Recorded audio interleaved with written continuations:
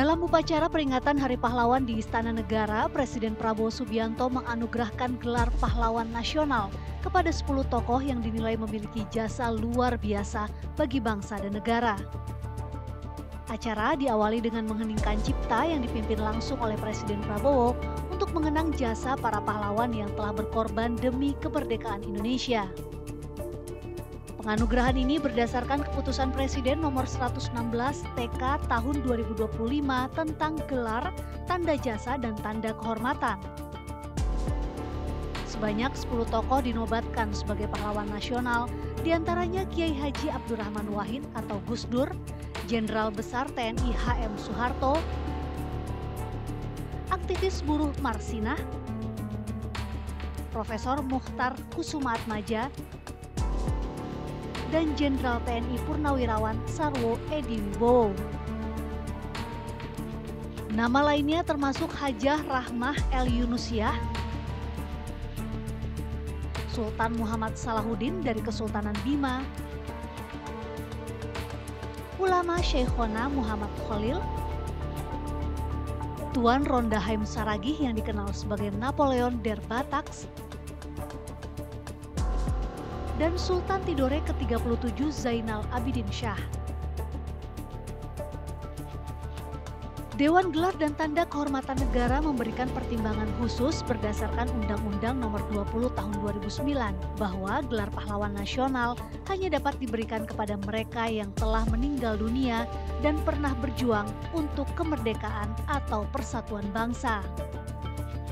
Kita semua juga menyadari, mengetahui bahwa nama-nama tersebut adalah nama-nama yang telah memenuhi syarat semua sesuai dengan undang-undang dan juga aspirasi dari masyarakat.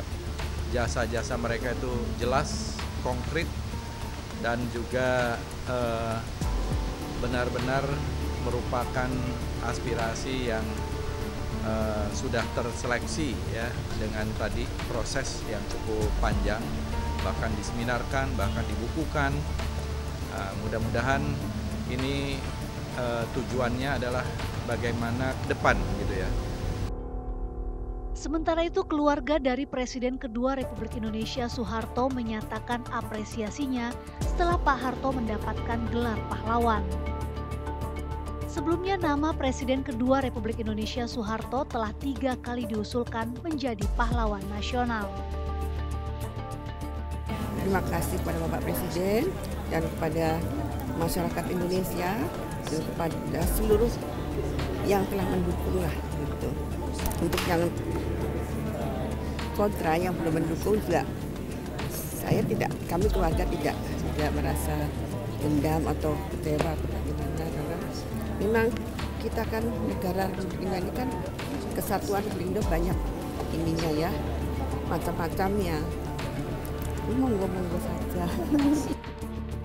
Penganugerahan gelar pahlawan nasional menjadi bentuk penghargaan negara atas dedikasi para tokoh dalam berbagai bidang, mulai dari politik, hukum, militer, pendidikan, hingga sosial dan kemanusiaan.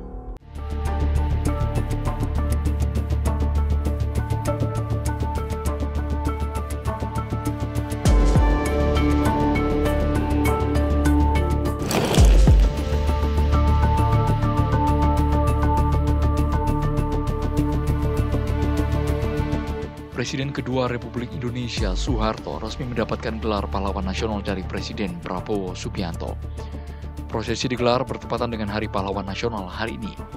Gelar pahlawan nasional diberikan dengan keputusan Presiden atau Kepres nomor 116/3 tahun 2025 tentang penganugerahan gelar pahlawan nasional.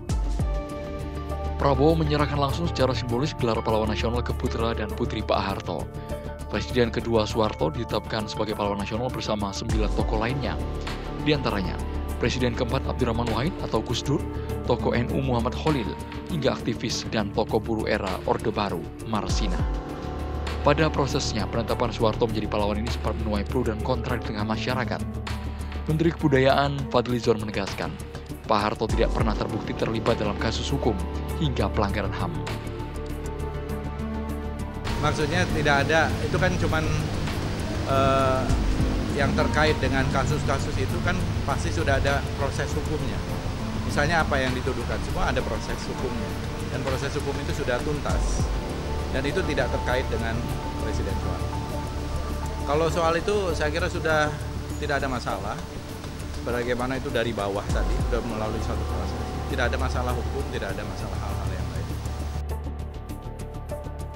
Selama 32 tahun menjabat sebagai presiden, kepemimpinan Soeharto disorot dari berbagai aspek, mulai dari pembangunan, kebebasan sipil, kekuasaan, hingga stabilitas negara.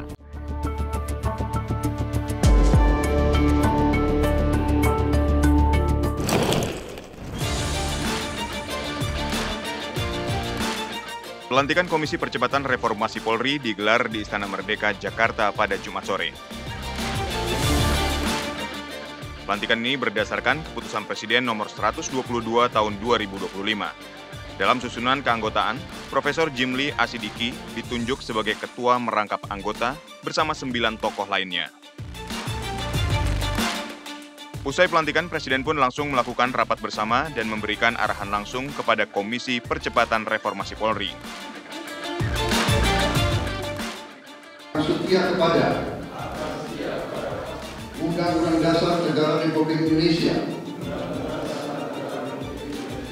tahun 1945 serta akan menjalankan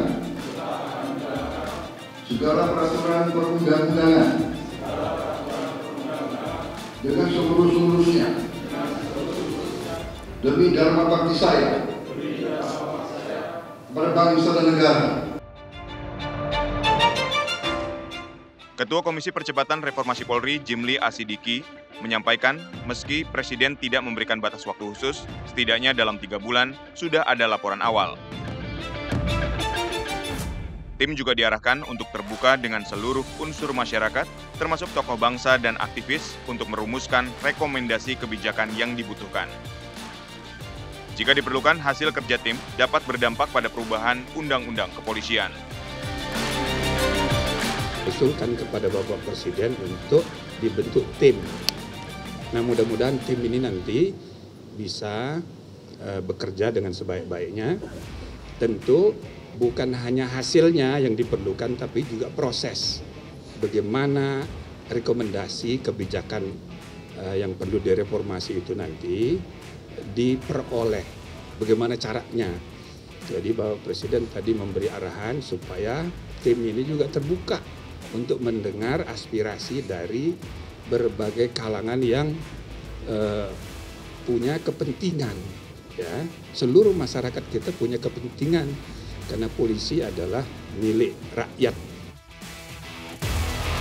Komisi diharapkan bekerja secara terbuka dan menyerap aspirasi publik dalam melakukan pembaruan di tubuh kepolisian. Itu tim yang sudah ditunggu cukup lama ya, dan pada akhirnya dibuat oleh Pak Presiden dan dilantik kemarin oleh Pak Presiden. Nah, yang paling penting ada beberapa hal. Yang pertama adalah besar harapan masyarakat atas apa yang akan dilakukan oleh tim ini, ya besar sekali. Misalnya soal bagaimana memastikan Polri kita menjadi semakin lama semakin profesional, semakin humanis, dengan tata kelola dan kebudayaan yang baik. Itu yang pertama. Yang kedua, ya partisipatif gitu, karena ini lahir dari harapan besar masyarakat, makanya tim ini juga kami berharap untuk bekerjanya membuka ruang partisipasi publik gitu. Nah, membuka ruang partisipasi publik ini menjadi penting untuk menunjukkan bahwa semua serapan, semua informasi, semua harapan dan sebagainya yang tumbuh kembang di masyarakat atas kepolisian kita jadi bisa digunakan. Yang terakhir yang nggak kalah penting adalah sikap terbuka ya dari rekan-rekan kepolisian, dari institusi kepolisian, yang ini menjadi modalitas yang juga penting